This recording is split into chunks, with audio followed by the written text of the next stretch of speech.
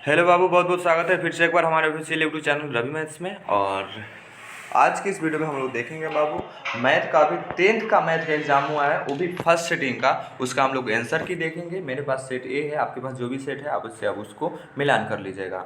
और समय के मद्देनजर रखते हुए मैं इसका सिर्फ आपको आंसर बताता चलूँगा और आप इसको देखते चलिएगा। और चैनल पर नए हैं तो चैनल को सब्सक्राइब कर लीजिएगा। और रही बात कल, तो कल हम लोगों ने वीडियो अपलोड इसलिए नहीं किया था कि हम लोग कल कोचिंग का मूर्ति भसान में चले गए थे, इसलिए हम कल वीडियो अपलोड नहीं कर पाए। और देखिए क्वेश्चन को बाबू, क्वेश्चन में सब कुछ छिपा हुआ होता है। क्वेश्चन नंबर 1 को हम लोग देखते हैं। कहता है निम्नलिखित में से कौन अपरिमेय नहीं है, यानी कि परिमेय इसमें से कौन है। तो बाबू इसको आप ध्यान से देखिए। आप ये डी जो है सो आपका सही आंसर है। ये एक परिमेय संख्या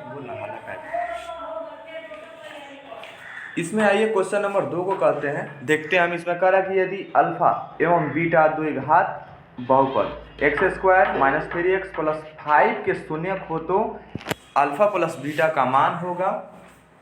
तो इसका सही आंसर होगा ए, इसका सही आंसर हो जाएगा, यानी कि 3 इसका सही आंसर होगा। चलिए आगे बढ़ते हैं। क्वेश्चन नंबर 3 को देखेंगे बाबू हम। क्वेश्चन नंबर 3 में आपसे कहता है कि द्विघात बहुपद x square plus 1/6 x minus 2 के शून्यक होंगे।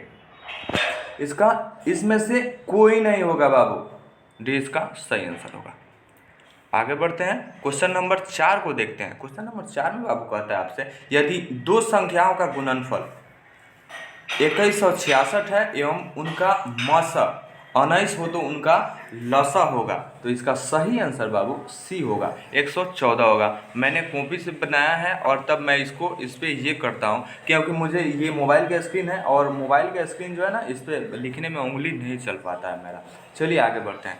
5 में कहता है यदि बहुपद px का एक गुणनखंड x प्लस 1 हो तो बहुपद px का एक शून्यक होगा। क्या होगा बाबू? ए इसका सही होगा, -1 इसका सही आंसर होगा। आगे बढ़ते हैं।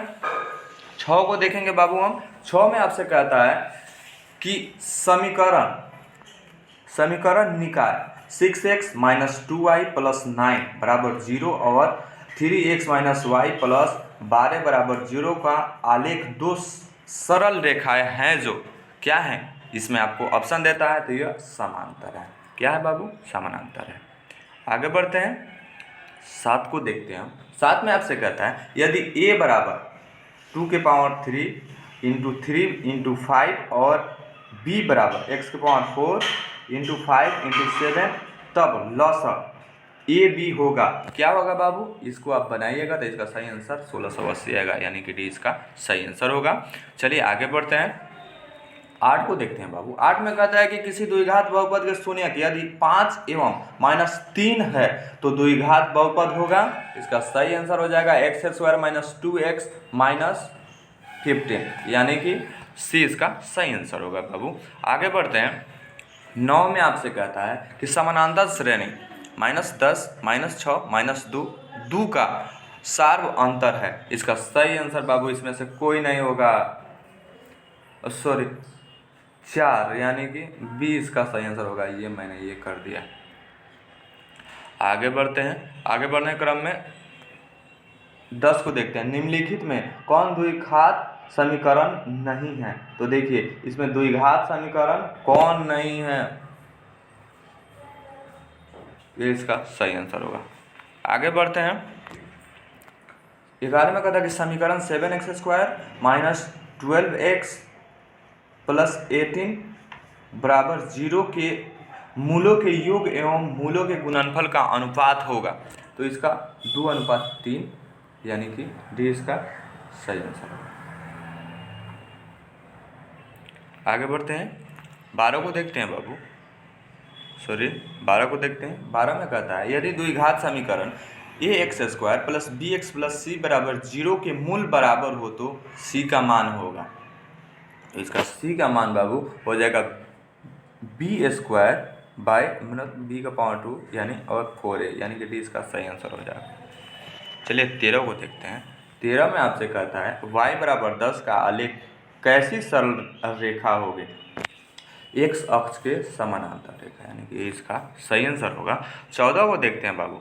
14 में आपसे कहता है कि निम्नलिखित में से कौन सा बिंदु तृतीय चतुर्थांश में स्थित है, यानी कि ये -4 और ये -4 यानी कि 20 का सही आंसर हो जाएगा। 15 को देखते हैं।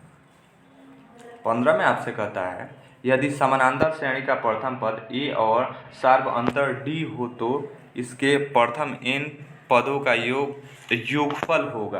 तो ये इसका सही आंसर होगा। आगे बढ़ते हैं। 16 को देखते हैं बाबू। 16 में आपसे कहता है कि समानांतर श्रेणी 2, 7, 12 का 10वां पद है, तो इसका 10 क्या हो जाएगा? सी इसका सही, यानी कि 47 इसका सही आंसर हो जाएगा। 17 को देखेंगे हम लोग। 17 में आपसे कहता है कि समानांतर श्रेणी 14, 9, 4, -1, -6 का nवां पद होगा, तो इसका nवां पद कौन सा हो जाएगा? 20 का सही आंसर हो जाएगा। आगे बढ़ते हैं। 18 को देखते हैं हम लोग। 18 में बाबू आपसे कहता है कि समानांतर श्रेणी 2, 7, 12 का प्रथम पद 10 पदों का योगफल होगा, 245। ये इसका सही आंसर होगा। और इसमें कहता है कि द्विघात समीकरण x² + bx + c = 0, a does not equal to 0 में x के मान होंगे। सी इसका सही आंसर होगा। ये भी बच्चा सही बनाया है। चलिए आगे बढ़ते हैं। कहता है 20 में कहता है कि बिंदु 9, 3 एवं 15, 11 के बीच की दूरी होगी, इसका 10 होगा। ये भी सही बनाया है बाबू। चलिए आगे बढ़ते हैं। आगे में आपसे कहता है कि इसमें बिंदु 6, -5 एवं -2, 11 को जोड़ने वाले रेखाखंड के मध्य बिंदु का नियामक यदि 2p हो तो p का मान होगा। इसका 3 सही आंसर होगा बाबू, बी। आगे बढ़ते हैं।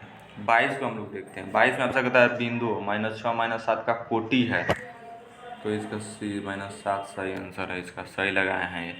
चलिए 23 को देखते हैं। कहता है कि x अक्ष का समीकरण है x = 0, y = 0, y = 0 होगा इसका सही आंसर। इसको देख लीजिएगा, इसको थोड़ा सा देख लीजिएगा। 24 में देखते हैं कि sec² tan cos² 80 का मान कितना होगा, तो इसका 0 सही बता रहा है, यहाँ पे सही लगाए हैं ये बाबू। चलिए 25 को कह रहा है कि यदि किसी त्रिभुज के शीर्षों में नियामक -1, 0, 5, -2 एवं 8, 2 हो तो इसके केंद्रक के नियामक होंगे। 20 का सही आंसर लगाए हैं 4, 0 इसका सही होगा।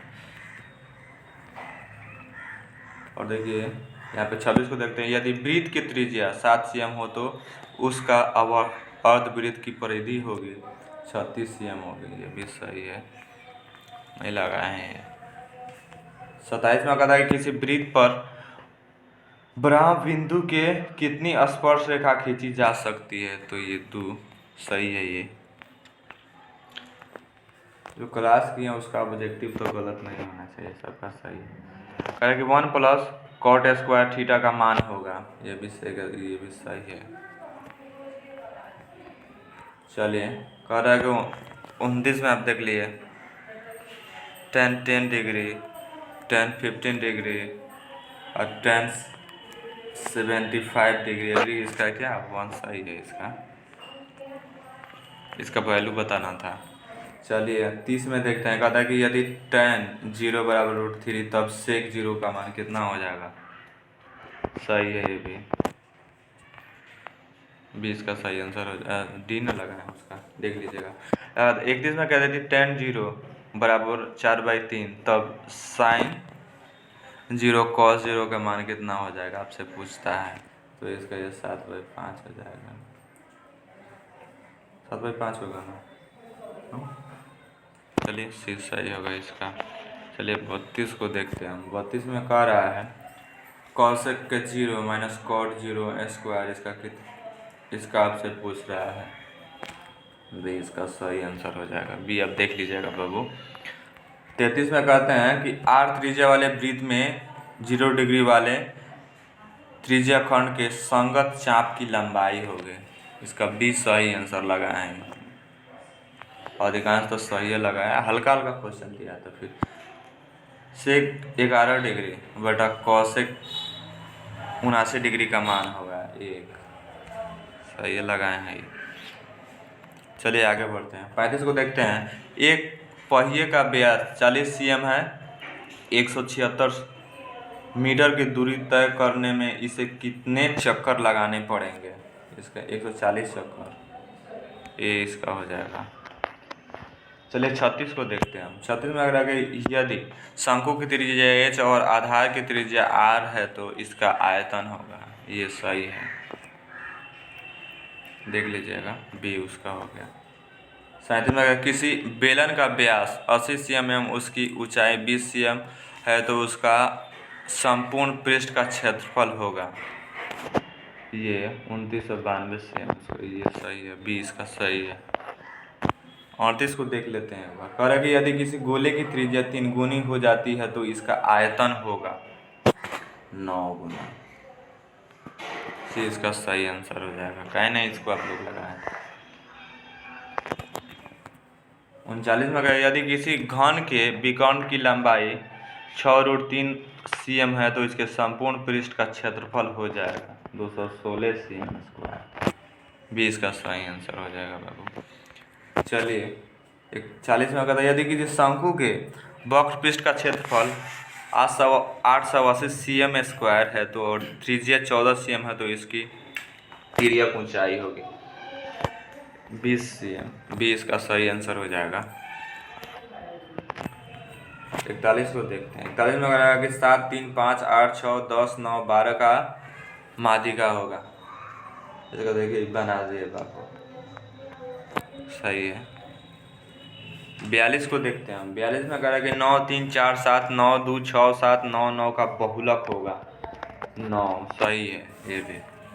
चलिए 43 को देखते हैं। 43 में अगर निम्नलिखित में कौन सी अभाज्य संख्या है? तो इसको सब कोई जानता है, बताने का कोई ये नहीं है। 44 में कहता है कि यदि किसी बारंबारता सारणी का माध्य 8, 9 एवं माध्यिका 9 हो तो बहुलक हो जाएगा इसका ये 9। सी इसका सही आंसर हो जाएगा।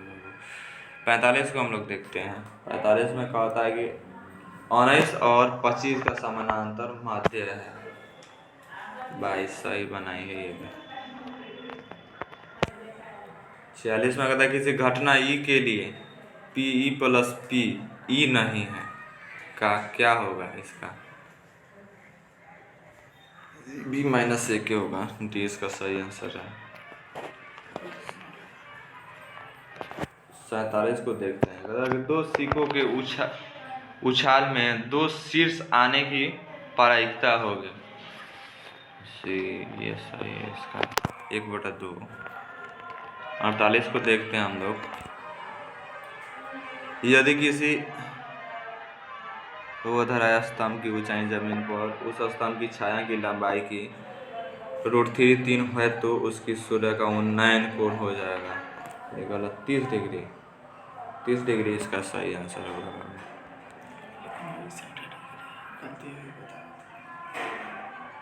60 डिग्री होगा। नहीं, इसको छोड़िए, इसका ये जो है सो गलत हो जाएगा। इसका 60 सही आंसर होगा।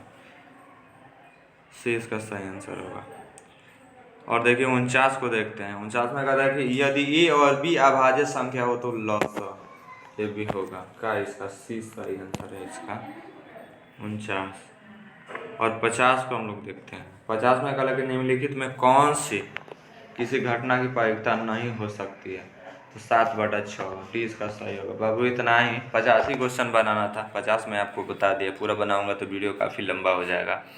और डेली का डेली बाबू अब वीडियो अपलोड हो जाएगा, आप देख लीजिएगा आंसर की। कल इसलिए नहीं आया क्योंकि मैं नहीं था, आप सारे बच्चे चले गए थे हम लोग भसान में, तो इसलिए और नहीं हो पाया। खैर बाकी डेली का डेली मैं अपलोड कर दूंगा। सोचता हूँ उसको भी अपलोड कर दूँ। और बाबू इस पे स्क्रीन पे मेरा फिंगर नहीं चल पाता, इसीलिए मैं इस पर नहीं बनाया हूँ। ठीक है, मिलते हैं नेक्स्ट वीडियो में। तब तक के लिए thank you for watching this my video. Bye. और बाबू अच्छा से एग्जाम दीजिए। क्वेश्चन एकदम बिल्कुल आसान है। जो भी क्वेश्चन है उसको एकदम क्या बताया, अच्छा से पढ़िएगा तो अच्छा ही आएगा। अपने कल जो भी आप जिनके यहाँ भी ट्यूशन करते हैं या फिर कोचिंग करते हैं, गुरु जी के पास गए होंगे तो 1 नंबरिया तो एकदम दनादन है, आप अच्छा कर सकते हैं। चलिए ठीक है बाबू, बेस्ट ऑफ लक। चैनल पर नया तो सब्सक्राइब कर लीजिएगा भाई।